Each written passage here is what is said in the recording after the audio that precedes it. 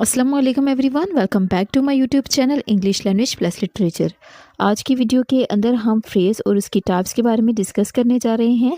लेकिन इससे पहले मैं आपको बताती चलूँ कि इस वीडियो के पार्ट 1 के अंदर हमने फ्रेज़, उसकी काइंड्स यानी नाउन फ्रेज़ और वर्ब फ्रेज़ के बारे में पढ़ा था। और इसी वीडियो के पार्ट 2 के अंदर हमने एडवर्बल फ्रेज़, प्रेपोजिशनल फ्रेज़, जीरेंट और पार्टिसिपल को कवर किया। और जनाब ये वीडियो का पार्ट 3 है जिसके अंदर हम इन्फिनेटिव और एडजेक्टिव फ्रेज़ को डिस्कस करेंगे।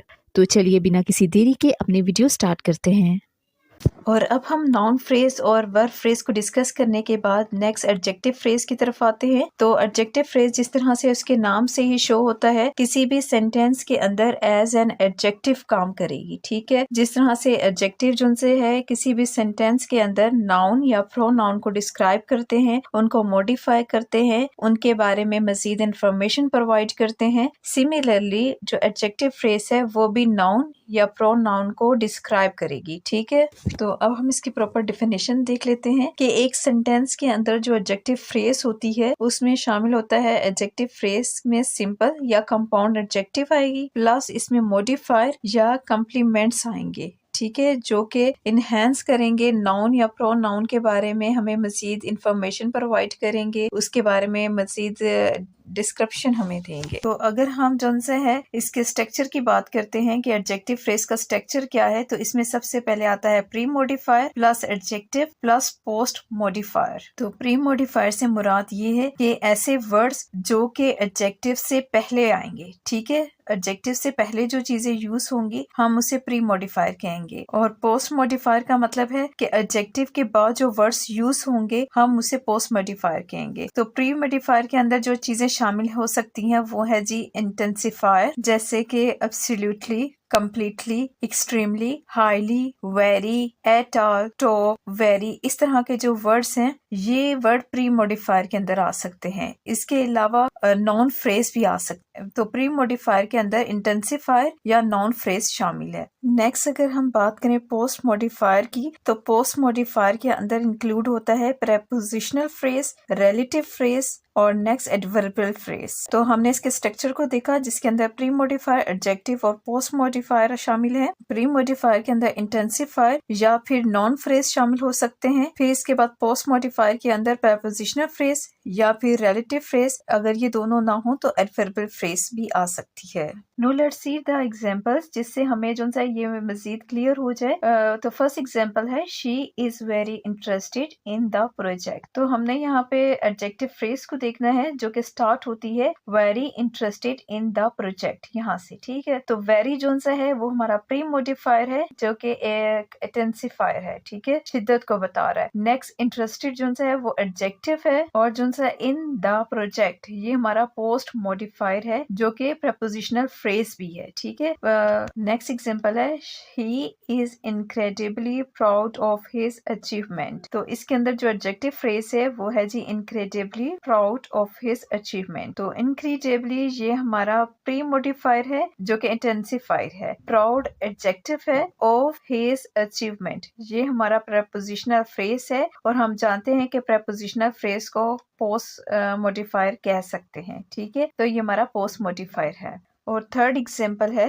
अ team of skill worker proficient in their task. तो a team of skill worker ये हमारा प्री मॉडिफायर है जो कि नाउन फ्रेज है। ठीक है, प्लस इसमें जो है प्रोफिशिएंट ये एडजेक्टिव है, और इन देयर टास्क ये प्रपोजिशनल फ्रेज है, और प्रपोजिशनल फ्रेज प्रपोजिशनल फ्रेज को हम पोस्ट मॉडिफायर कह सकते हैं। लास्ट एग्जांपल है a group of student diligent who excel in their studies. A group of the students ये हमारा नॉन फ्रेज है, और हम जानते हैं कि नॉन फ्रेज को हम प्री मॉडिफायर कह सकते हैं। और डिलीजेंट ये हमारा एडजेक्टिव है, और who excel in their studies ये हमारा रिलेटिव क्लोज है जिसे हम पोस्ट मॉडिफायर कह सकते हैं। तो यहाँ तक हमने इसके स्ट्रक्चर को देखा कि adjective phrase pre modifier, adjective और पोस्ट मॉडिफायर से मिलकर बनता है।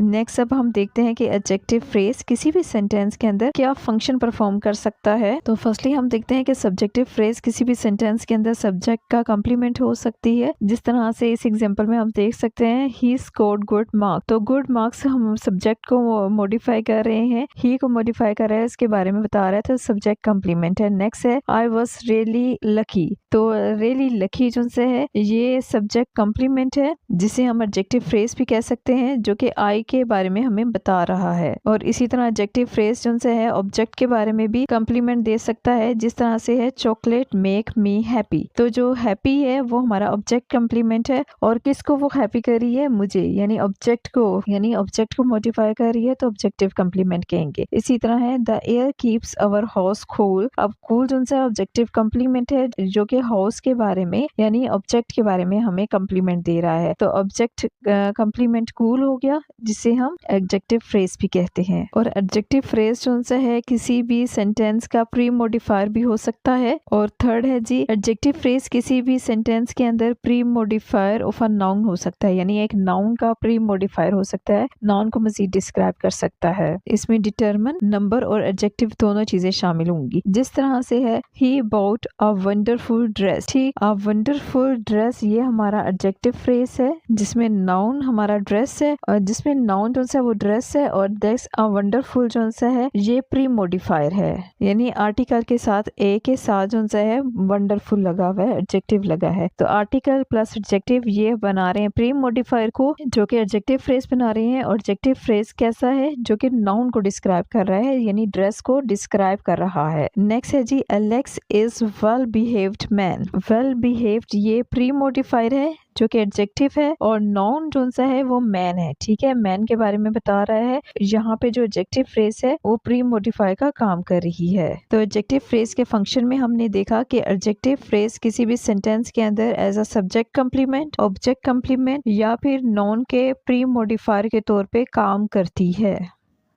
तो लास्ट पे हम बात करेंगे इन्फिनेटिव फ्रेज की। तो इन्फिनेटिव फ्रेज के लिए तो सबसे पहले हमें ये पता होना चाहिए जी पहले इन्फिनेटिव होता क्या है। तो इन्फिनेटिव बनाने के लिए हम हमेशा टू के साथ first form of verb use करते हैं, यानी टू और जो बेस फॉर्म होती है, जो फर्स्ट फॉर्म होती है, जो सिंपल फॉर्म होती है, ये दोनों चीजें मिलके इन्फिनेटिव बनाते हैं। और जब इन्फिनेटिव फ्रेज बनाने की बारी आती है तो हम इसमें शामिल करते हैं इन्फिनेटिव प्लस मॉडिफायर या ऑब्जेक्ट्स। ठीक हो गया। For example to eat apple. तो इस सेंटेंस के अंदर टू ईट जो है वो हमारा इन्फिनेटिव है, और एप्पल जो है वो ऑब्जेक्ट है, या हम जिसे मॉडिफायर भी कह सकते हैं। तो सेकंड एग्जांपल देखें तो वो है जी टू विजिट पेरिस। तो टू विजिट जो है इन्फिनेटिव है, जबकि पेरिस हमारा मॉडिफायर है, या हम इसे ऑब्जेक्ट भी कह सकते हैं। ठीक है, तो ये तीनों चीजें मिला के इन्फिनेटिव फ्रेज को बनाती हैं। तो अब हम इसके फंक्शन की बात करते हैं कि इन्फिनेटिव फ्रेज किसी सेंटेंस के अंदर क्या क्या फंक्शन परफॉर्म कर सकती है। तो ये किसी सेंटेंस के अंदर नाउन भी हो सकता है, वर्ब भी हो सकती है, और समटाइम ये एडजेक्टिव फ्रेज के तौर पे भी काम करती है। ये इसके रोल पे डिपेंड करता है। तो फर्स्ट पे हम देखें तो ये जो फ्रेज है इन्फिनेटिव फ्रेज, ये किसी भी सेंटेंस के अंदर एज अ नाउन काम करती है, या हम कह सकते हैं एज एन सब्जेक्ट काम करती है। For example to read is enjoyable. तो जो यहाँ पे टू रीड है ये हमारा सब्जेक्ट है, या हम इसे नाउन भी कह सकते हैं। ठीक हो गया। तो और ये इन्फिनेटिव भी है। तो इस तरह से हमने देखा कि एक सेंटेंस के अंदर ये इन्फिनेटिव एज अ नाउन काम कर रही है।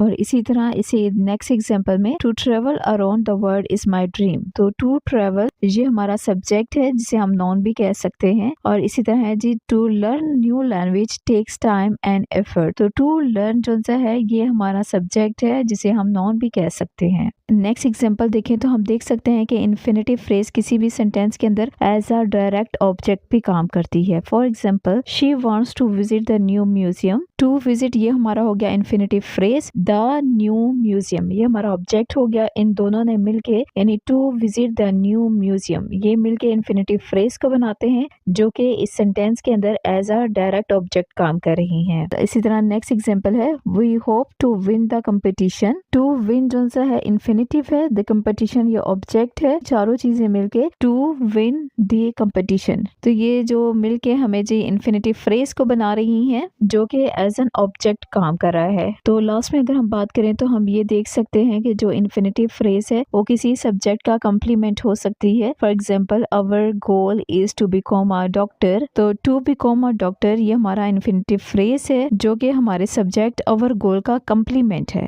ठीक हो गया। अब इसी तरह नेक्स्ट एग्जाम्पल है, the plan was leave early. To leave early ये हमारा इन्फिनेटिव फ्रेज है जो कि सब्जेक्ट का कम्प्लीमेंट है और सब्जेक्ट यहाँ पे क्या है, the plan. I hope so कि आपको इस टॉपिक की अच्छे से समझ आ चुकी होगी। तो ये तो थी आज की वीडियो। उम्मीद है आपको पसंद आई होगी। अगर आपको वीडियो हेल्पफुल लगती है तो प्लीज इसे लाइक और शेयर जरूर कीजिएगा। मुझे दीजिए इजाजत, मिलते हैं नेक्स्ट वीडियो में। तब तक अपना बहुत सा ख्याल रखिएगा। टिल देन, अल्लाह हाफिज।